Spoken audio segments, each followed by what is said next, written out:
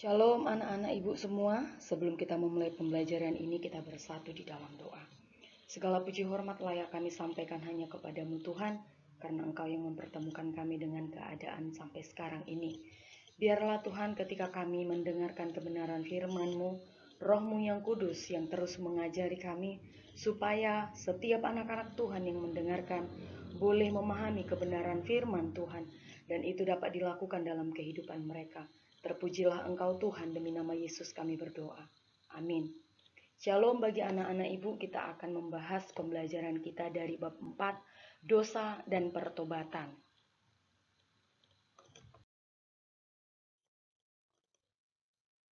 Nah, kita masuk ke bagian yang A, yaitu pengertian dosa. Dosa menurut Alkitab adalah pelanggaran terhadap perintah Tuhan. Nah, artinya di sini seperti contoh di sini ada Adam dan Hawa. Nah, Adam dan Hawa Tuhan telah perintahkan untuk mereka tidak memakan buah pengetahuan. Tetapi apa yang mereka lakukan? Maka Hawa tergoda oleh rayuan iblis sehingga dia memakan buah dari yang Tuhan sudah larang. Nah, inilah yang dikatakan dosa menurut Alkitab, pelanggaran terhadap perintah Tuhan. Sedangkan pengertian dosa menurut iman Kristen adalah pelanggaran terhadap perintah Allah yang dilakukan manusia secara sadar dan sengaja. Artinya di sini, manusia melakukan dosa itu adalah karena dia sengaja. Kita sudah tahu apa itu dosa. Kita sudah tahu apa itu yang melanggar perintah Tuhan. Tetapi itu dilakukan. Nah, jadi dosa itu adalah pelanggaran yang kita sengaja. Sekecil apapun itu, kita tentu tahu itu dosa.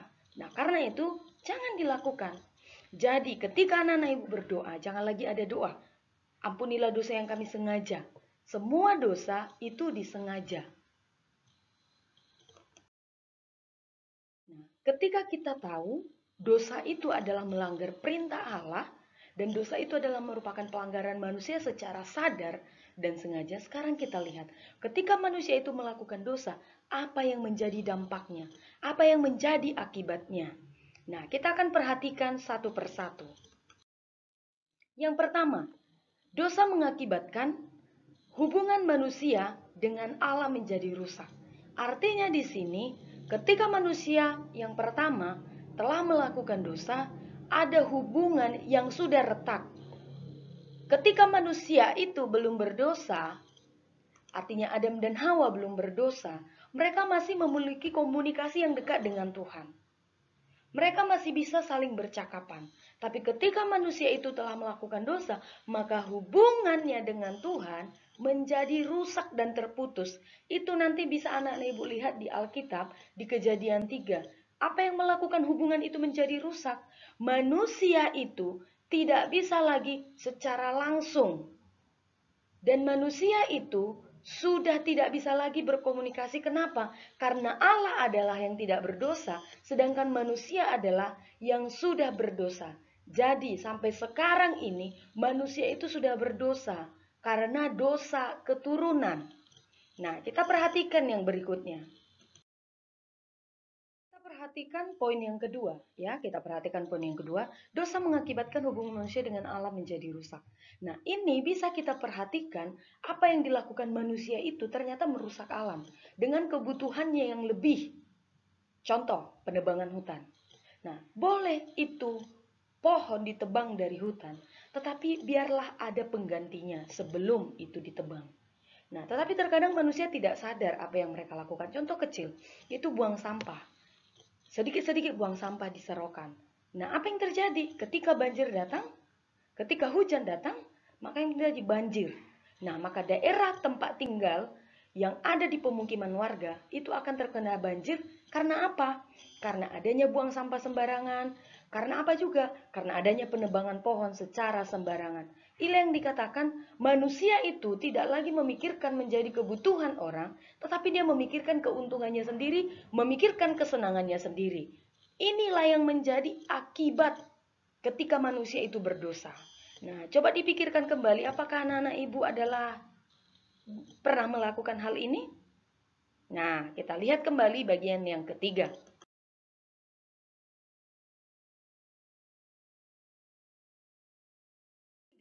Dosa mengakibatkan kematian secara rohani. Artinya di sini bahwa manusia itu akan mengalami kematian ketika masa penghukuman. Nah, di sana setiap apa yang dilakukan itu akan kita pertanggungjawabkan masing-masing. Nah, ini salah satu yang menjadi akibat dosa kita ketika kita melakukan pelanggaran terhadap perintah Allah. Nah, ini mungkin anak-anak ibu perhatikan gambarnya ini. Inilah yang dikatakan kematian secara rohani. Bukan kematian secara fisik, tapi roh yang berasal dari Tuhan itu akan mengalami kematian. Yang keempat, yaitu dosa mengakibatkan konflik dalam diri seseorang. Artinya di sini konflik adanya rasa tidak tenang dalam diri seseorang, adanya rasa kegelisahan dalam diri seseorang ketika melakukan dosa.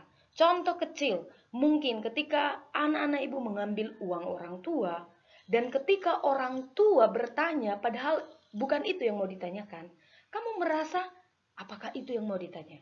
Nah, ini adalah salah satu yang menjadi konflik di dalam pikiranmu, berlawanan dalam pikiranmu. Namanya konflik berarti ada masalah. Ada masalah yang akan kamu alami ketika anak-anak ibu melakukan dosa. Nah, jadi inilah ada 4 hal yang menjadi akibat dosa. Boleh anak-anak ibu perhatikan, apakah ini menjadi salah satu keuntungan ketika kita melakukan dosa? Ibu berharap dan ibu berharap juga anak-anak ibu sepaham dengan ibu. Tidak ada. Tidak ada yang menjadi untungnya ketika kita melakukan dosa. Karena itu kita perlu sebagai berikut. Nah, kita perlu yang namanya melakukan sebuah pertobatan. Nah, apa itu pertobatan menurut Alkitab? Pertobatan adalah berbalik secara total dari perbuatan yang lama yang melawan kehendak Allah ke hidup baru, yaitu menurut kehendak Allah. Berarti di sini ada perputaran manusia itu. Berbalik dari sikapnya yang tidak mengenal Tuhan menjadi mengenal Tuhan. Nah, di sini kita perhatikan dari Kisah Para Rasul 26 ayat 2. Sama-sama kita baca. 2 ya. Tetapi mula-mula aku memberitakan kepada orang-orang Yahudi di Damsyik, di Yerusalem dan di seluruh tanah Yudea, dan juga kepada bangsa-bangsa lain, bahwa mereka harus bertobat dan berbalik kepada Allah, serta melakukan pekerjaan-pekerjaan yang sesuai dengan perintah itu. Nah, ini adalah salah satu jenis pertobatan yang disuarakan oleh Rasul Paulus. Nah, jadi apabila dikatakan seseorang itu berubah pikiran, melakukan tindakan yang benar, dan dia tidak mengulangi kembali, itu halnya dikatakan adalah pertobatan. Nah, pertobatan berkaitan dengan keselamatan. Maknanya mengubah perilaku seseorang dalam hubungannya dengan Yesus Kristus. Artinya di sini ketika seseorang itu mengalami pertobatan, berarti dia mengalami hubungan. Ada hubungan dia secara pribadi. Nah, berarti anak-anak ibu di sini itu bisa ditunjukkan dari sikapnya. Bagaimana? Dia beribadah, dia berdoa secara pribadi dengan Tuhan, dia membaca Alkitab di rumah. Inilah dampak dari seseorang itu mengalami pertobatan. Nah, jadi pertobatan artinya mengubah sikap hidup dan gaya hidup yang tadinya tidak hidup dalam iman kepada Yesus menjadi hidup dalam iman kepada Yesus. Nah, jadi di sini bagi anak-anak ibu, ketika masih mengalami sebuah dosa, berbaliklah. Dan tunjukkan buahmu kepada orang-orang di sekitarmu, mulai dari keluargamu, dari perkataanmu, dari tingkah lakumu, dan dari apapun yang akan kamu kerjakan. Itu ditunjukkan dari sikapmu, karena engkau adalah mengasihi Tuhan. Nah, jadi orang yang bertobat itu tentu tidak akan menyakiti sesama, tentu tidak akan melawan kehendak Tuhan, dan dia akan selalu menjadi berkat dan sukacita bagi sekelilingnya. Jadi besar harapan ibu bagi anak-anak ibu. Ketika kita tadi melihat apa yang menjadi akibat dosa, marilah kita melakukan kehendak Tuhan dan lakukanlah pertobatan. Nah, berbalik dari dosa merupakan salah satu hasil dari pertobatan benar. Ya, pertobatan yang sejati berdasarkan iman yang menuntun kepada Tuhan Yesus Kristus. Jadi, inilah yang menjadi intinya. Ketika berbalik dari dosa, berarti merubah salah satu pikiran kita, tindakan kita menjadi mengarah, yaitu berdasarkan kepada Yesus Kristus. Nah, sekarang di sini silakan kita perhatikan, anak-anak ibu perhatikan menjadi evaluasi anak-anak ibu. Bacalah kitab Kejadian 3 ayat 1 sampai 24. Nah, dan buatlah laporan bacaan. Nah, artinya setelah anak-anak ibu baca, buatlah laporan bacaan seperti yang ada di sini.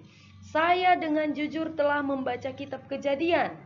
Nah, betul gak membacanya? Setelah memang betul-betul anak ibu baca, tulis tanggalnya, tulis bulannya, dan tulis tahunnya. Ketika selesai dibaca dan tanda tangan nama orang tua ataupun anak-anak ibu tidak bersama dengan orang tua berarti dengan wali. Boleh tulis nama, boleh disingkat, terserah. Penting itu adalah tanda tangan orang tua bahwasanya anak-anak ibu telah menyelesaikan membaca, yaitu dari Kejadian 3 ayat 1 sampai 24. Nah, bagian yang kedua, dari Kejadian 3 ayat 1 sampai 24, jawablah pertanyaan berikut. Sebutkan siapakah nama manusia pertama yang melanggar perintah Allah. Nah, hanya menyebutkan ini. Dah? Dan yang kedua, apakah penyebab manusia pertama berdosa? Apakah penyebabnya? Nah, sebutkan hukuman. Hubungan apa yang diterima oleh ular, oleh perempuan, oleh manusia. Nah, artinya di sini perempuan di sini Hawa, manusia di sini dikatakan adalah Adam sesuai dengan teks yang ada di Alkitab ya. Nah, jadi silahkan dibaca dan nanti ini tulis apa yang menjadi akibat, semua jawabannya ada di dalam teks Alkitab tersebut. Demikianlah pembelajaran ini dan ibu mengucapkan terima kasih bagi anak-anak ibu yang telah memperhatikan video ini sampai pada selesai. Dan kita akhiri pembelajaran ini, kita bersatu di dalam doa. Kembali kami mengucap syukur untuk kemurahan-Mu Tuhan, kami boleh belajar dalam pendidikan ini dari awal pertengahan hingga akhirnya. Biarkanlah pembelajaran ini boleh dilakukan setiap pribadi anak-anak Tuhan menjadi orang-orang yang mengasihi Engkau. Terima kasih ya Tuhan, kami mohon ampun setiap pelanggaran yang kami lakukan di hadapan Tuhan, baik dari perkataan, pemikiran, dan tingkah kami mohon Tuhan ampuni, sehingga berkat Tuhan layak untuk kami terima. Demi nama Tuhan kami Yesus kami telah berdoa dan mengucap syukur. Amin. Salam sehat bagi anak-anak ibu, tetap jaga kesehatannya dan tetap berada di dalam rumah. Shalom, Tuhan Yesus memberkati.